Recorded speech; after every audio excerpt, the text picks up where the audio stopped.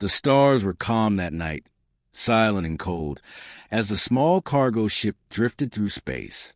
Commander Ellis Grant sat in the pilot seat, eyes half open, hands steady on the control board. He was a man of few words and strong habits. For 12 years, he had worked as a transport officer for the Human Federation, carrying supplies between outposts. No fame, no medals, no glory, just quiet work and long journeys. But this time, the mission was not quiet. A strange signal had been detected from a wild world known as Ravex Prime, a planet marked as unfit for human life. Thick jungles, violent storms, and predators beyond imagination. Still, Ellis had orders. Deliver the scanner drones, drop them in orbit and leave. Easy job. Then the lightning came. A storm unlike anything in the system swallowed his ship.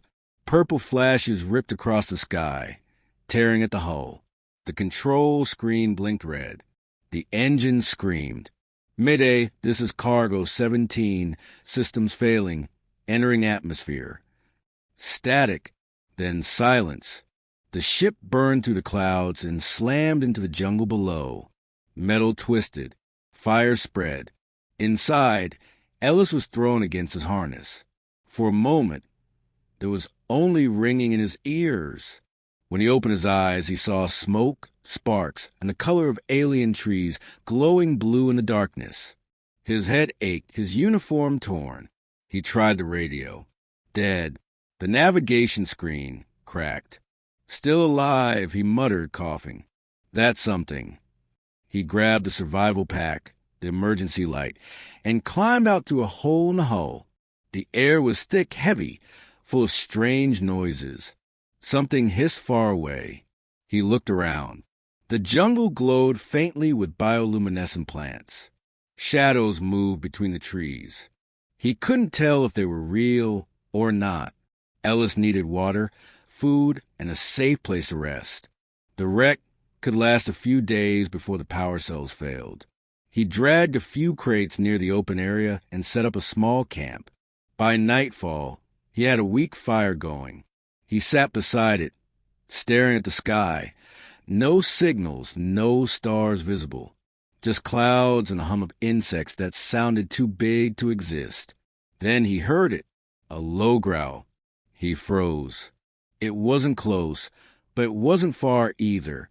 A second sound followed, a whimper, high and soft, almost like a cry. Ellis turned on his light and aimed it toward the trees.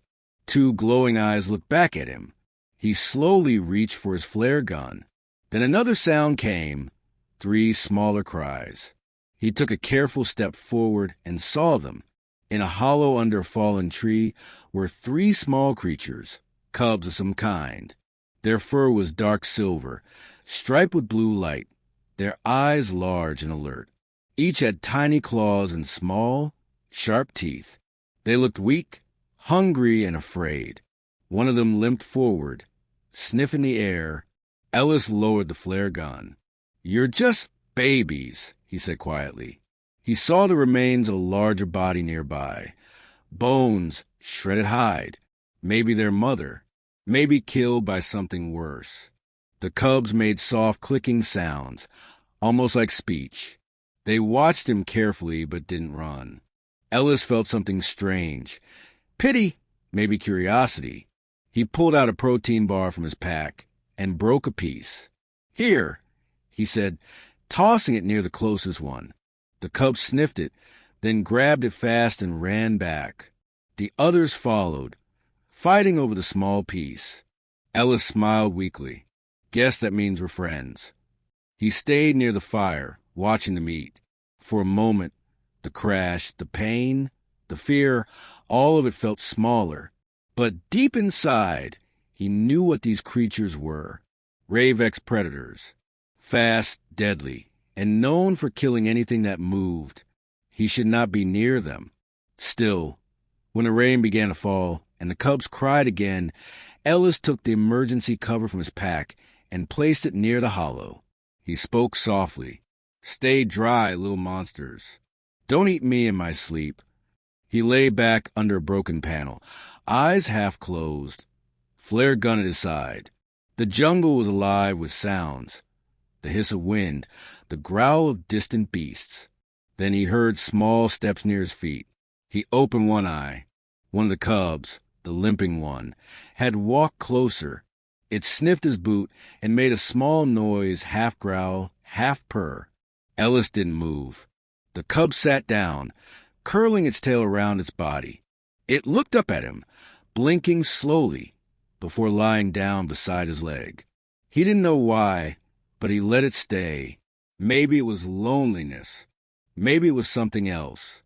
As the night deepened, Ellis stared at the small creature breathing softly near him. He thought of home, of the stars he might never see again. He whispered, "You're trouble, aren't you?" The cub didn't answer. But in that silent moment, a strange bond began to form between a man who had lost everything and a creature that had never known kindness. The jungle wind carried their scent far into the darkness, where other eyes were watching. Predators were coming, and Ellis Grant had just become part of their world. The sun rose weakly over Ravex Prime, its light cutting through the thick blue mist that covered the jungle. The air smelled of metal and wet soil. Commander Ellis Grant woke to soft movement beside him. The small cub was still there, curled against his leg like a loyal dog. Its silver fur shimmered in the dim light. For a moment, Ellis forgot he was stranded on a hostile planet. Then the crash site around him reminded him, bent metal, smoke, silence. He sat up slowly, careful not to scare the cub. It blinked at him, yawning with small fangs that could one day tear through armor. Ellis shook his head and smiled a little. "You're still here, huh? Guess you trust me now." The cub made a short chirping sound, as if answering. Ellis reached out a hand, but stopped halfway. He remembered the stories from the Federation database. Ravex predators were pack hunters, intelligent, fast, emotional, dangerous. He stood up and stretched. The other two cubs peeked from behind the fallen tree, eyes bright and curious. He broke another protein bar and tossed small pieces toward them. They ate without fear this time. Ellis spoke to them as he worked. "Don't get too comfortable. I'm leaving when rescue comes." But even as he said it, he didn't believe it. There had been no signals, no contact, no sign of any Federation craft. He spent the day repairing what he could. The crash had left one solar panel working. He used it to power the emergency beacon. If someone was listening, maybe they'd find him. By noon, the heat was heavy. Sweat ran down his neck. He filled a metal cup with filtered rainwater and took a slow drink. The cubs watched.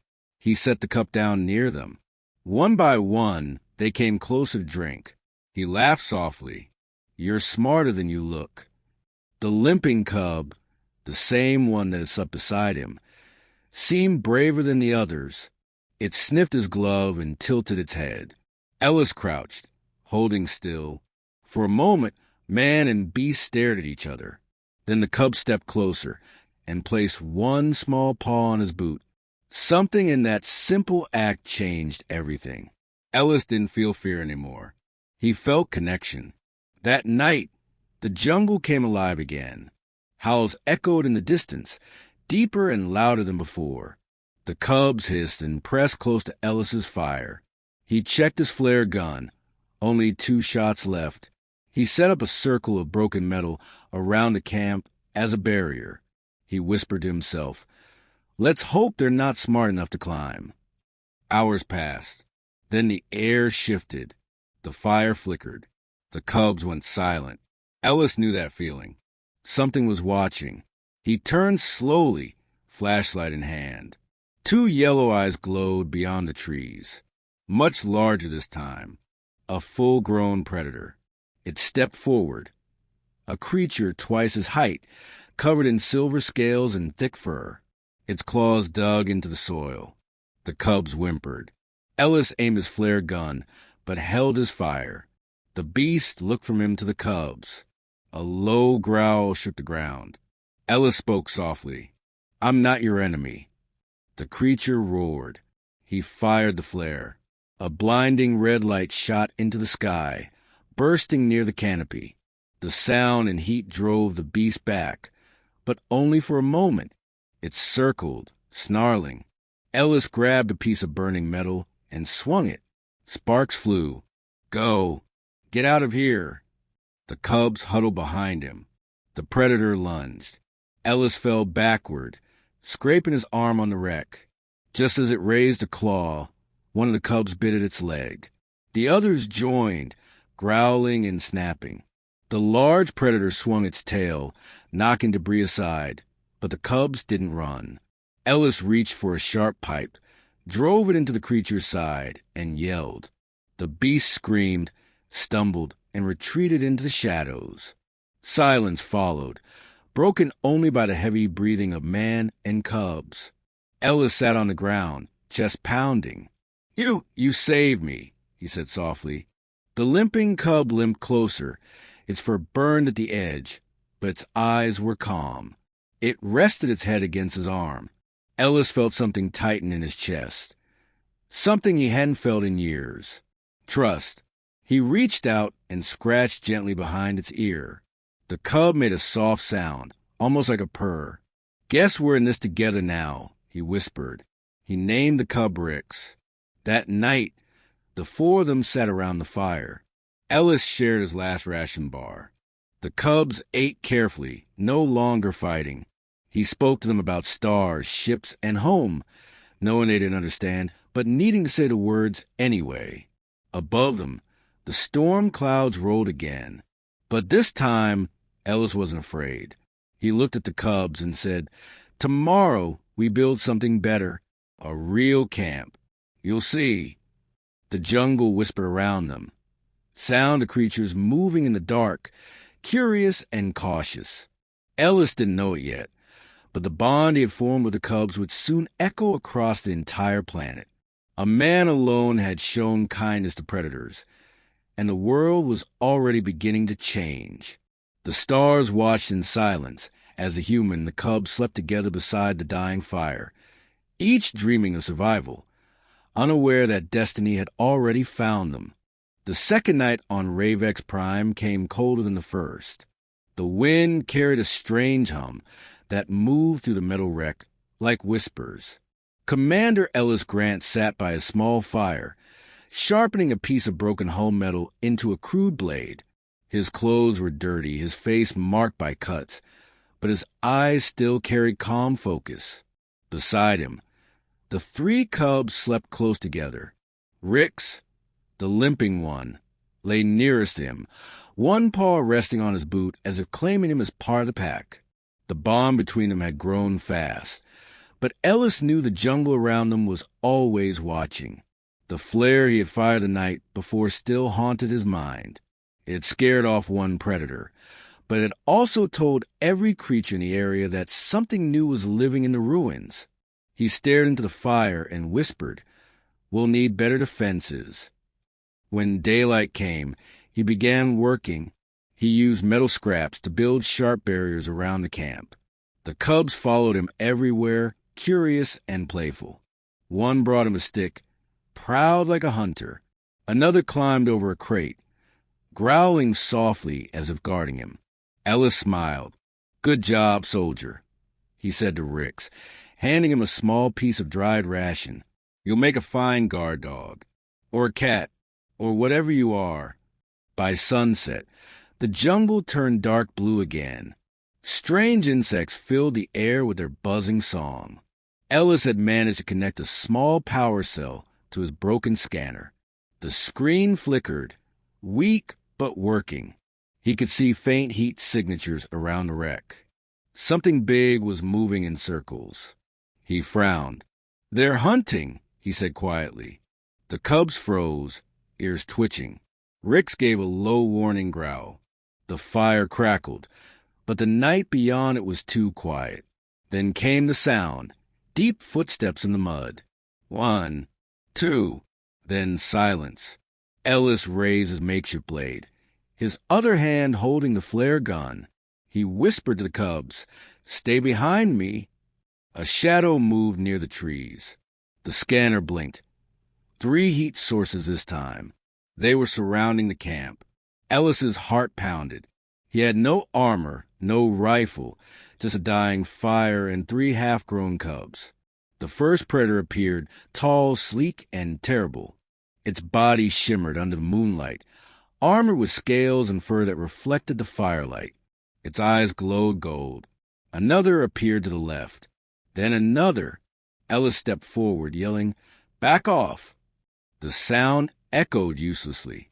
The predators hissed and spread out. The cubs pressed closer to him, trembling. Rix growled, showing tiny teeth. One of the beasts lunged. Ellis fired the flare. The blast lit the camp in blinding red light. The creature howled as its fur caught flame and vanished into the dark. But the others didn't run. They were learning, watching, waiting. Ellis dropped the empty flare gun and gripped his blade. His hands shook, but he stood his ground. "If you're coming," he said, "then come." The largest of the predators moved forward. It was twice his size, muscles shifting like living armor. It snarled, a low rumble that made the ground vibrate. Ellis could smell its breath, hot, metallic, filled with the scent of blood. Then, from the darkness, Rix leapt. The small cub bit into the predator's tail with surprising strength. Another cub jumped at its leg. The third followed, screaming a high-pitched growl. The predators were shocked for a moment, their own kind turning against them. Ellis didn't waste that moment. He charged with his blade, slashing at the creature's leg. It roared and swung its claw, knocking him to ground.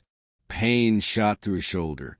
He rolled away, grabbing a metal pole and thrusting it upward as the creature lunged again. The pole pierced the soft part of its neck. The beast froze, then fell with a heavy thud that shook the ground. The others stepped back, uncertain. Ellis stood over the fallen body, chest heaving, face covered in sweat and dirt. He raised the blade again and shouted, "Go! Get out of here!" The remaining predators backed away slowly, snarling. Their glowing eyes vanished into the jungle shadows. Silence returned. Ellis dropped the blade and felt his knees. He looked around. The cubs were still alive, breathing fast, eyes wide with fear. Rix limped toward him, his small body shaking. Ellis reached out, pulled him close, and whispered, "You brave little fool." The cub purred weakly, pressing its head against his chest. He stayed like that for a long time, holding the tiny creature, while the jungle burned faintly in the distance. The fire had gone out, but the warmth between them was enough. When the first light of morning touched the horizon, the camp was quiet again. Ellis stood up, sore but alive. Around him lay the remains of the night's battle. A dead predator, claw marks across the metal and the scent of smoke. He knew now that the jungle would not forgive what had happened. The predators would come again, and they would come smarter. He looked down at Rix and the others. They were his only allies on this world, and now he was theirs. He spoke softly. "We survived the night, but this planet won't stop until we're gone." Rix tilted his head, blinking slowly, as if understanding. Ellis smiled faintly. "Then we fight together." He turned to the wreckage of his ship and started gathering supplies. Tools, wire, anything he could use to build traps. The cubs followed, tails flicking with new energy. For the first time, Ellis wasn't just surviving. He was preparing. The man and his small pack had declared war on Ravex Prime, and the planet had just begun to notice. 3 days passed since the night hunt. The air around the wreck smelled of burnt metal and damp leaves. Commander Ellis Grant stood at the edge of his camp, looking out into the misty jungle. The silence was strange, too quiet for Ravex Prime. The predators were gone, but not for long. They were watching, waiting for the right time to strike again. Ellis knew that, so he used the quiet days to build, plan, and teach. The cubs followed him everywhere now. They no longer feared him. They watched everything he did, heads tilting, eyes glowing with curiosity. They were learning. "All right, team," Ellis said one morning, his voice rough but calm. "We're not dying here. Not you, not me." He picked up a stick and drew shapes in the dirt, a rough map of their camp. The cubs crouched around him, tails flicking. He pointed at the metal barriers. "Safe," he said, tapping the circle. Then he drew claws outside the circle. "Danger." The cubs looked at each other, then back at him. Rix gave a small growl, almost like a question. Ellis chuckled. "Yeah, that's right. Danger bad." He threw a small rock beyond the line. The cubs didn't move. Then he placed a piece of dried meat inside the safe circle. The cubs ran for it immediately. Ellis smiled. "You get it. Smart little monsters." Over the next few days, the lessons continued. He taught them how to fetch small tools, how to recognize the sound of the scanner alarm, and how to stay quiet when the jungle whispered. They weren't pets anymore. They were partners. At night, they sat close to the fire as Ellis recorded his logs. The small recorder blinked weakly, but it still worked. He spoke softly, as if telling the stars the secrets. Log entry 12. Day 9 on Ravex Prime. The cubs show unusual behavior, learning speed far beyond animal level. They understand hand signs, tone, even danger signals. Either I'm losing my mind, or they're evolving faster than I thought. He looked over at Rix, who was staring back at him with glowing blue eyes. "You're full of surprises, aren't you?" Rix blinked slowly, then made a sound, a mix of chirp and hum. Ellis frowned. It almost sounded like a word. The next morning, they went hunting. Ellis carried a metal spear in the scanner, while the cubs crept through the grass ahead of him. The jungle was thick and alive. Strange plants opened like mouths. The ground pulsed faintly under his boots. Suddenly, one cub froze. Its fur bristled. Ellis heard it too, a soft clicking sound from behind the trees. He motioned with his hand for silence. The cubs crouched low, eyes scanning the shadows. From the bushes, a small creature darted out. It looked like a rodent, but with crystal scales. The cubs leapt forward in perfect coordination. One blocked its escape. Another struck from the side. Rix pounced from above. In seconds, the hunt was done. Ellis stood there, speechless. "You planned that," he whispered. They dragged the creature back proudly, dropping it at his feet. Rix looked up, tail wagging like he expected praise. Ellis knelt, touching his head gently. "Good job, buddy. You're learning faster than me." That night, he cooked the meat carefully, giving most of it to the cubs. As they ate, he stared into the fire, lost in thought. He spoke quietly to the recorder again. Log entry 13. "I don't think they're just learning from me. They're adapting, changing. Their teamwork, their awareness. It's like they're building something together. I don't know if I'm teaching them or if they're teaching me." Outside the camp, the jungle moved again. Ellis noticed shapes in the dark, far beyond the light. The larger predators were back, but they weren't attacking. They were watching. Rix growled softly but didn't move. Ellis raised a scanner and saw faint signals, dozens of them, surrounding the camp, but none stepped closer. He whispered, "They're waiting, testing us."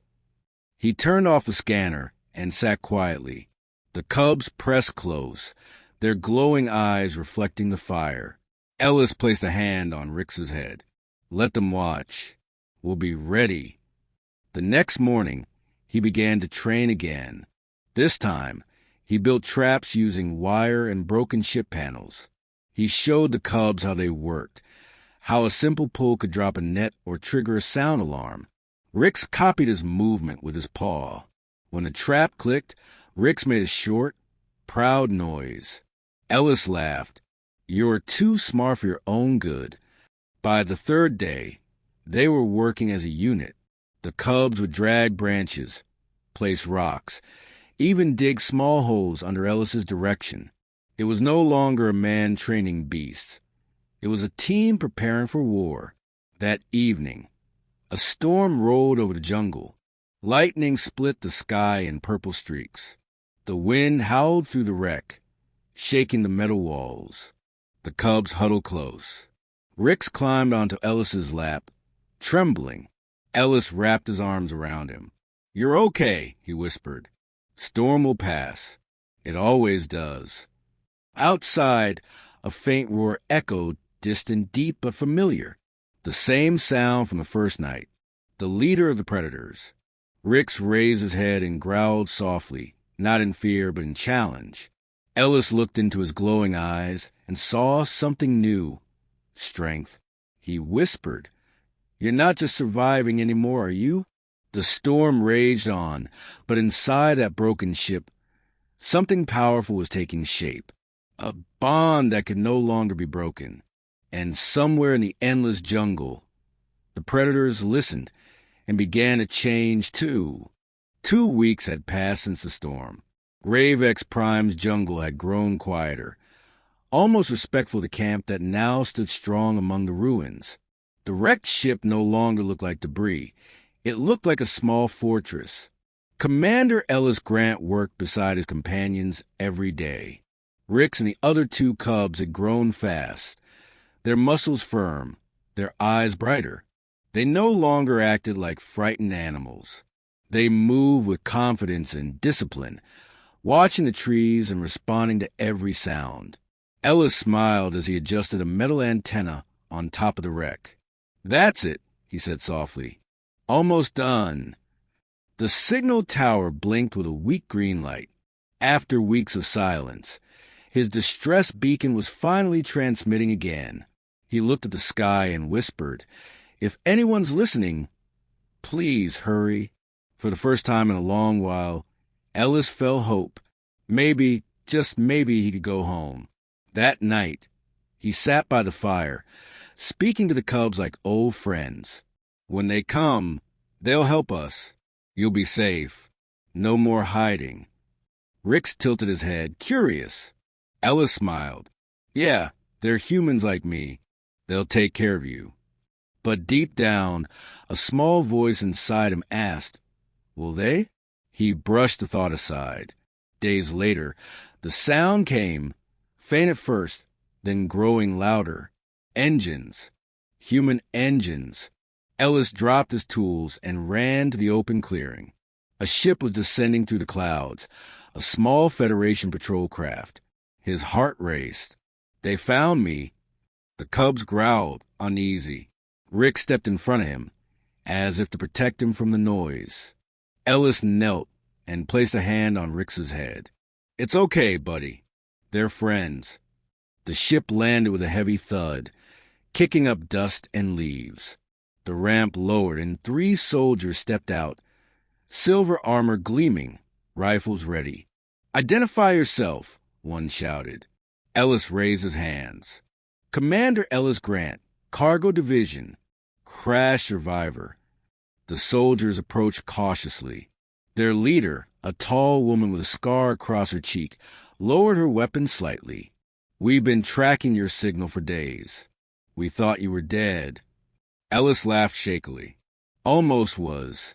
Glad you're here." Then one of the soldiers stopped, eyes wide. "Ma'am, look."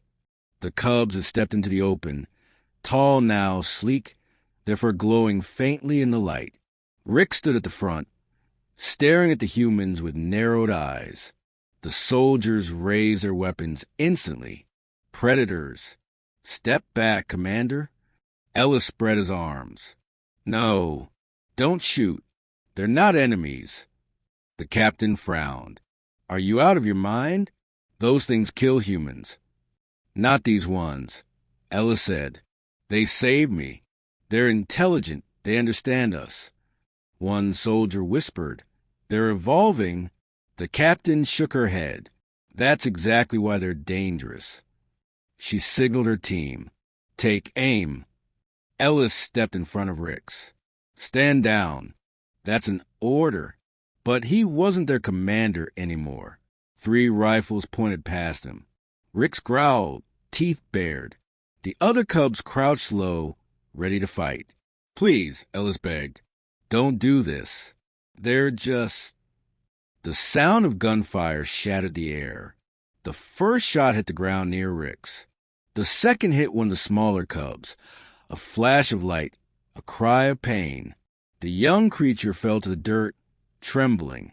Cease fire. Ellis screamed. The soldiers hesitated. Rix roared, not in rage, but in grief. The sound echoed through the jungle, deep and raw. The trees seemed to shiver with it. Ellis ran to the fallen cub, pulling it close. No, no, no! His hand shook. Blood stained his sleeve. The captain's voice was cold. We can't risk contamination. The Federation forbids unauthorized contact with alien predators. Ellis looked up, fury burning in his eyes. You don't understand. They think. They feel. They're not beasts. Stand down, Commander, she said sharply. You've been on this planet too long. 2 soldiers grabbed him by the arms, dragging him away from the cubs. He struggled, shouting, You're making a mistake. Behind him, Rick snarled, stepping forward. The soldiers aimed again. Ellis shouted, Rix, no. Stay. Rick stopped, trembling. His eyes met Ellis's, eyes full of betrayal and pain. The captain raised her hand. We're leaving. Burn the wreckage. No one must know about this. Ellis's voice broke. You can't. The soldiers threw him onto the ramp of the ship. Flames began to spread across the camp as they fired plasma rounds into the wreck. The jungle lit up with fire and smoke. Rix and the remaining cub watched as everything they had built turned to ash. As the ship lifted off, Ellis pressed his hand against a window. Rick stood in the clearing, staring up at him. In that moment, man and beast understood each other without words. Ellis whispered through the glass, I'm sorry. The ship vanished into the clouds, leaving the jungle silent once more. Rix turned toward the burning camp, his glowing eyes reflecting the flames. He let out one last sound, a long, mournful howl that echoed through every corner of Ravex Prime. Other predators heard it, and for the first time they didn't hunt. They listened. The message was clear. The humans had declared war, and Rix would remember. 5 years passed. 5 long years since the flames of Ravex Prime swallowed the bond between man and beast. Commander Ellis Grant stood inside the hangar bay of the Federation cruiser Dauntless, staring through the viewport at the blue and silver world below. Ravex Prime, the planet he once called Hell, the planet that had changed him forever. He was no longer the quiet cargo officer he once had been. His hair was gray now, his eyes harder. His uniform bore no rank insignia. He wasn't a soldier anymore. He was a researcher, a man sent back to study the Ravex phenomenon. The Federation called it Project Reclamation. Ellis called it something else. A mistake. Commander, said Lieutenant Aaron, a young officer beside him. Scanners show signs of advanced structures on the surface. Metallic. Organized. That shouldn't be possible. Ellis didn't look away from the planet. It's possible, he said quietly. They learned. The lieutenant frowned. You make it sound like you know them. Ellis gave a thin smile. I do. The landing craft descended through thick clouds. The jungle below shimmered with light, not firelight, but something else. The once wild forest now had patterns, pathways, and strange towers made of woven vines and metal debris. It was no longer chaos. It was civilization. When they touched down, the silence was heavy. The air smelled different, cleaner, controlled. The birds were gone. The predators were quiet. Ellis stepped out first, the earth soft beneath his boots. The old crash site was unrecognizable. The jungle had rebuilt around it. The wreckage was gone. In its place stood a tall arch of silver bones and steel, like a monument. At its base lay burned fragments of human armor, Federation armor. Lieutenant Aaron whispered, "What is this place?" Ellis ran a hand along the arch. "A grave," he said softly. "And a warning." As the team spread out, scanners began to beep. Heat signatures surrounded them, dozens, maybe hundreds. The jungle shimmered as shapes began to emerge from the shadows. Tall forms with glowing blue eyes, first streaked with silver. Intelligent, calm, watching. Ravex predators. But not as he remembered them. They stood upright now, balanced on powerful legs, their bodies marked with symbols carved into their skin. Some carried weapons made of bone and crystal. Their movements were disciplined, organized. Ellis felt his breath catch. They've evolved. The soldiers raised their rifles. "Orders, sir?" Ellis raised his hand. "No. Hold your fire." From between the trees came a low, familiar growl, deep, powerful, and unmistakable. "Rix." He stepped into the light, taller than any of the others, scarred across his muzzle where plasma fire had once grazed him. His fur shimmered silver blue, his eyes bright with intelligence and something else, memory. Ellis's heart clenched. "You're alive." Rix approached slowly, each step deliberate. The other predators stayed still, watching their leader. The lieutenant whispered, "Sir, it's the Alpha. If it attacks." Ellis silenced him with a glance. Rick stopped a few meters away. For a long moment, neither moved. The wind carried the sound of distant thunder. Then Rix did something none of the soldiers expected. He knelt. One knee touched the earth. His massive head bowed low. His clawed hand pressed against his chest. The same gesture Ellis had once used when teaching the cubs safe. Ellis stepped forward, his throat tight. "You remember?" Rix looked up, eyes glistening. He let out a deep rumble, not a growl, not a threat. It was something like speech. "LISS," the humans gasped. The sound was rough, broken, but real. Ellis's voice shook. "It's me. I'm here." Rick stood again, looking down at him. Behind him, more predators appeared. Smaller ones, young ones, cubs. They stayed close to their elders, curious but not afraid. Ellis realized the truth. This wasn't just a pack. It was society, families, tribes, a new world built on the ashes of the old one. The lieutenant whispered, "Sir, we have to report this." They reached early civilization stage. Ellis didn't answer. He was staring at the monument again, the arch of bones and metal. At its center, he saw something familiar, a metal tag, burned, scratched, but still readable. E. Grant, his own name. Rick stepped beside him, placing a clawed hand against the monument. He spoke again, slow and deliberate. "Who, man, friend?" Ellis felt tears fill his eyes. "You built this for me?" Rix nodded once. The lieutenant stepped closer. "Sir, Command will never believe this unless we—" Ellis cut him off sharply. "Command doesn't need to know." The young officer blinked. "Sir." Ellis looked at the horizon where the silver towers glowed faintly in the dusk.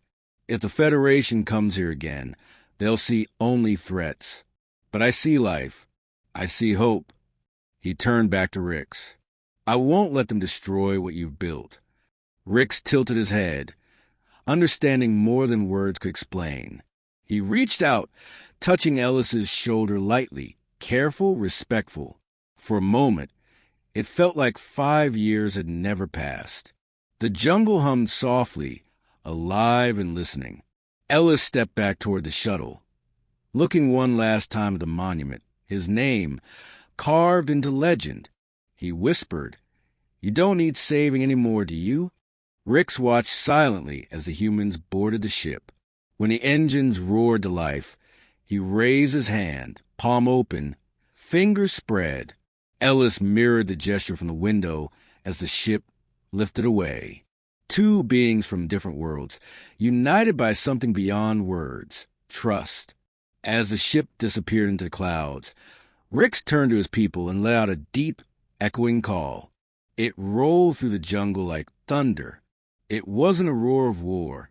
It was a song of memory, a song of peace. The stars shimmered over Ravex Prime like silent witnesses. The once savage jungle now glowed with the soft light of silver towers rising between ancient trees. Rivers ran clear, reflecting the shapes of creatures that were no longer beasts but something more, builders, thinkers, dreamers. Above the planet, the Federation cruiser Dauntless orbited in silence. Inside, Ellis Grant sat alone in his quarters, staring at a flickering hologram. His reflection looked older than he remembered. Hair gray, eyes tired but kind. His hands trembled slightly as he began recording. Final log entry, Project Reclamation. Commander Ellis Grant reporting. He took a slow breath. 5 years ago, I crashed on this world. I thought it was my grave. Instead, it became a beginning. The creatures we call predators are not our enemies. They're something we never understood. They learn from us, and maybe we were meant to learn from them. He paused, looking toward the viewport. From orbit, the jungles of Ravex shimmered like veins of light across the dark surface. I once saved 3 cubs. Now I see a nation born from them. They built homes, language, and peace among themselves. They even honor their dead, including me. A faint smile crossed his lips. If kindness can change predators, maybe it can change humanity too. He ended the recording and saved the file under one name, the human who stayed kind. Ellis stood and looked out the window one last time. Below, the silver towers blinked like stars on the ground. He could almost imagine he heard Rix's voice echoing up from the planet, that deep, rumbling sound that once filled the jungle.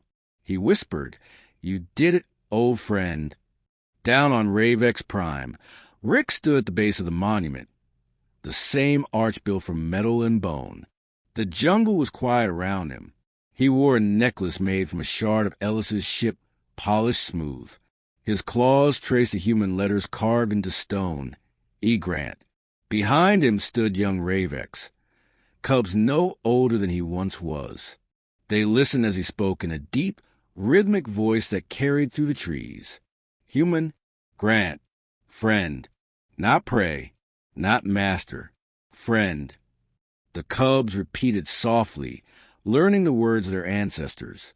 Rix turned toward the sky where the human ship glimmered faintly. His voice dropped low. He showed us fire without fear. He gave us words. He gave us choice. The cubs looked up in awe. One asked in broken human speech, "Would he come back?"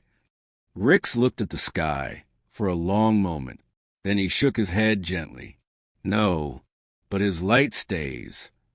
He raised his claw and pointed toward the horizon where the first dawn light broke through the mist.